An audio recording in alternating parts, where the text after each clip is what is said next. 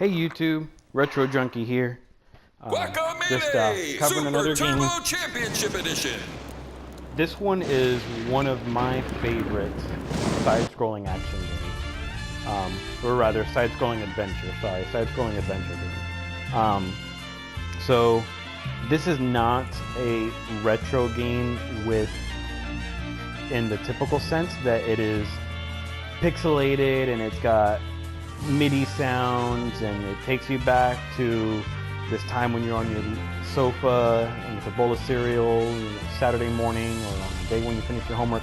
But I feel like for today's standards and taking advantage of hardware that's available, or the horsepower that's available with hardware, that this game has come really close. In my opinion, it has captured the soul of what old games used to be, and that was a simple synopsis of story but incorporating new and different mechanics to it that couldn't have been done with older hardware. So I started a new game. I went through, I played this, I beat it. Again, it's one of my favorite games as from a side-scrolling adventure aspect. But I started a new game just to kind of go through some of the basic mechanics of it. So first of all, I mean, with any basic adventure game, you have your basic mechanics. You have your jump, you have your attack, then you have your health bar up at the top left-hand side of the screen. You are reading that correctly. That is 4 players. But you know, for people that have heard of this game or have seen it, the original version was only 2. This one's 4. This is the Super Turbo Arcade Edition. That is taking and poking fun at Super Street Fighter, since they have their Super Street Fighter and they have Super Street Fighter Arcade Edition. And there's a lot of other video game references in this game as well, some of which you may or may not see during this playthrough. So, up at the top left-hand corner, you do have another thing, which is a mechanic. It's your stamina, which allows you to do special moves like the rooster uppercut, or if you've unlocked other skills, there's the I think it was the goat headbutt, if I remember properly, which I need to get past this part of the game, and then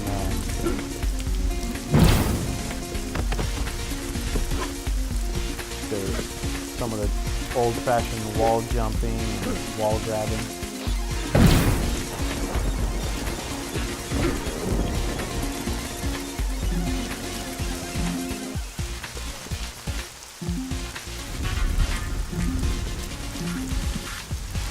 Yes, I would like to take a trip. So this game falls under the typical old video game mantra of you're a hero and you have your princess and you need to go back and go through and progress through the game, get stronger so that you could ultimately save the princess.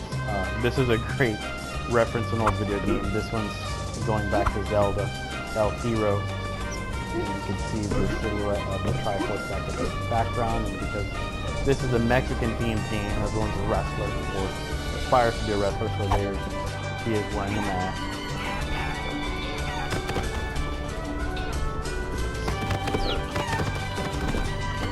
So one of the interesting things about this game that it really takes advantage of the hardware for is not just the smoothness in the animations and the graphics and everything else, because I mean that's something that I do enjoy visually, but it is definitely going to be in the mechanics of what's called a dimension swap in this game, and that's going back and forth between the world of the living and the world of the dead, which is part of the Mexican culture. And there's certain things you can do in one world, certain things you can't do in others, like certain tasks or certain items or things that you need to do or unlock.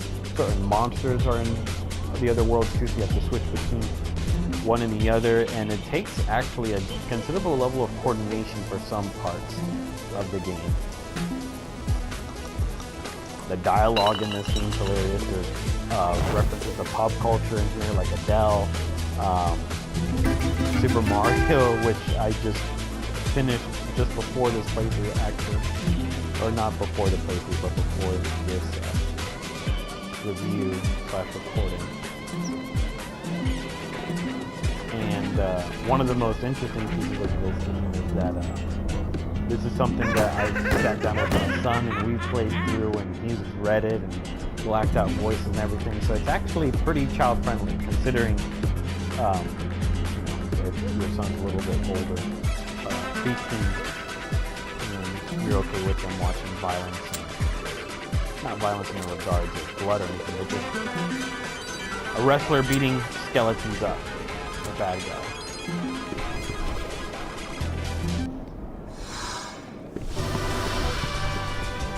So you do get currency in this game, as you just saw.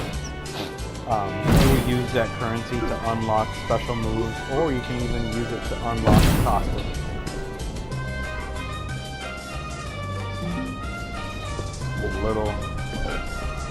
Little guy down there with his barrel collection that I just destroyed uncaringly.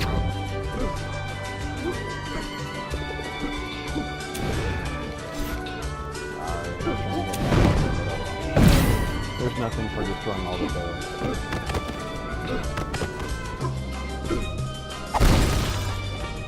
So, unlocking pieces of heart, just like you would in The Legend of Zelda, where you would go through and unlock more hearts, and then you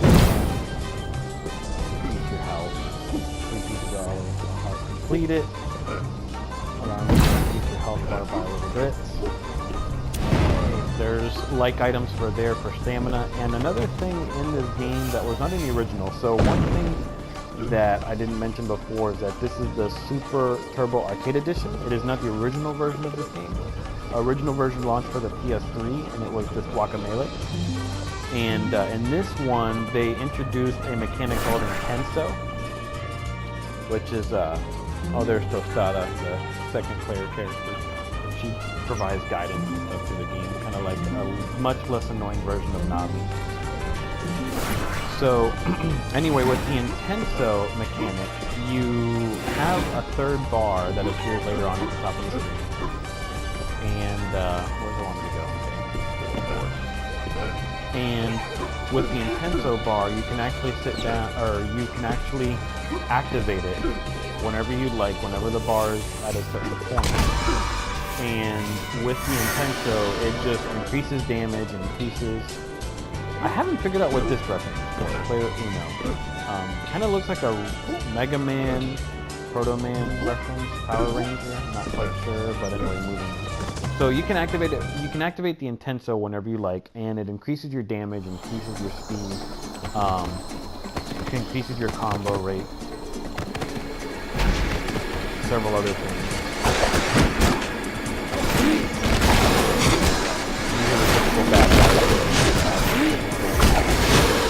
Skeletons green, and some of the more annoying ones like the red, those.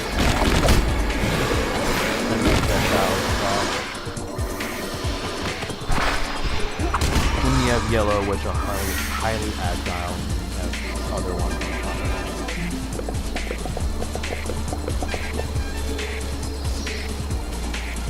So this is supposed to be like your Obi-Wan in this game.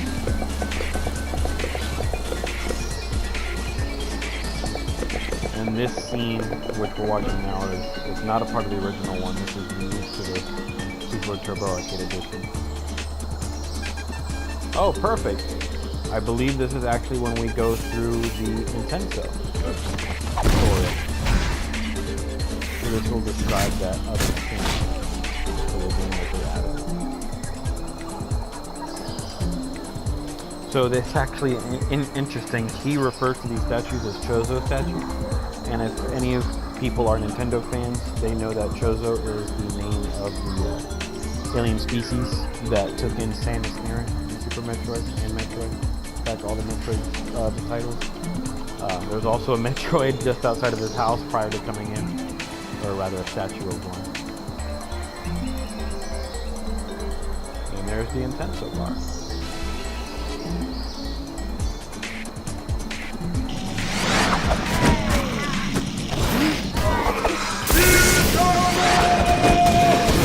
So before, well, it would take me multiple hits and multiple throws to kill these guys.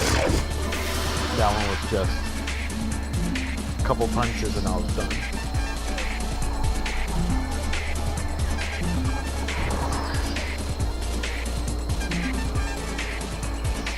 L and R.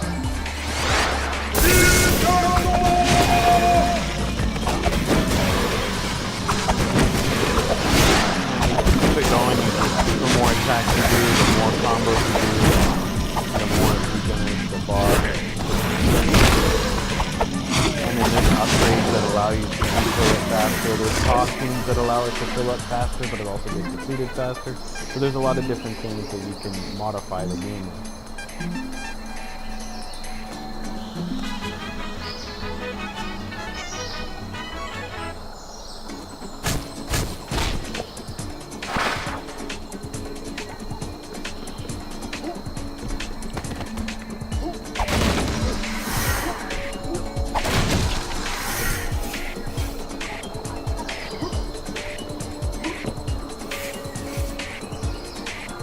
Sorry, I really enjoyed the soundtrack to this game. I think the music was composed very well. The choice of music has very cultural benefit, I think it's very good culture, very accurate in the form of how they pick up instruments and ways that it's conducted, the ways that it's played. I'm no expert in Mexican culture, it's what comes to mind, and I enjoy it. I like it.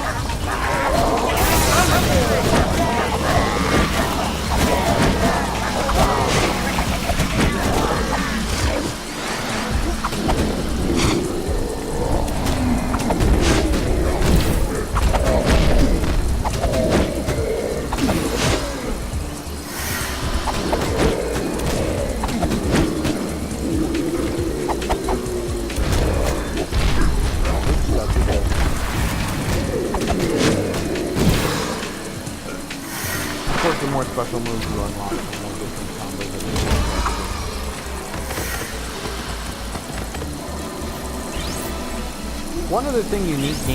One other unique mechanic about this game is that unless you run out of health, you don't die. So you can fall into rivers, you can fall into puddles, you can fall into holes and ditches and whatever. It respawns you to where you were last standing on solid ground.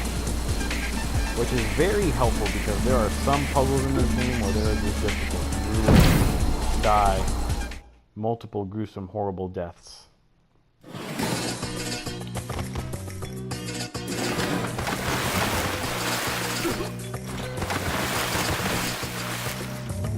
So this is an area of the game that was not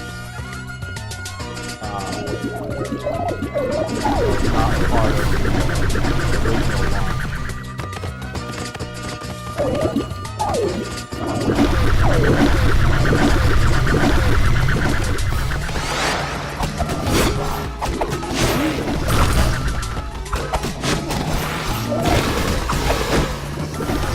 And overall, I can't think of what else I could say about this game that wouldn't provide some sort of spoiler. So at this point, I'm going to wrap up my review of it. Just know that it's one of my favorites. In my opinion, it is very retro in spirit. It's got the side-scrolling action going, but it's current generation. It's got current generation mechanics. It's got current graphics and gameplay. It's very well done. It was made by what I feel like is the famous for all the different cultural for all the different video games references that are involved in it. And it's definitely one that's worth picking up in the PlayStation Store. I was fortunate in that I had to buy the first one, but the second one came out on PlayStation Plus for free, and I was able to get it. Because I really do thoroughly enjoy it as much as I did it. Replaying it multiple times is not a thing at all. A lot of replays out just for the not for unlocking stuff, but you could unlock multiple content in the try. Yeah, so go pick it up in the PlayStation Store, or if you got it for PlayStation Plus and never installed it because you thought it was lame, change your mind quickly, go through and do it. And enjoy the gameplay and just take your time and enjoy the game. Thanks for watching, and if you have any questions, comments, concerns, flame wars to start, or whatever else, please feel free to do so. It's YouTube, it's the internet, it's not censored. We have the world to thank for that, and again, just thanks for watching.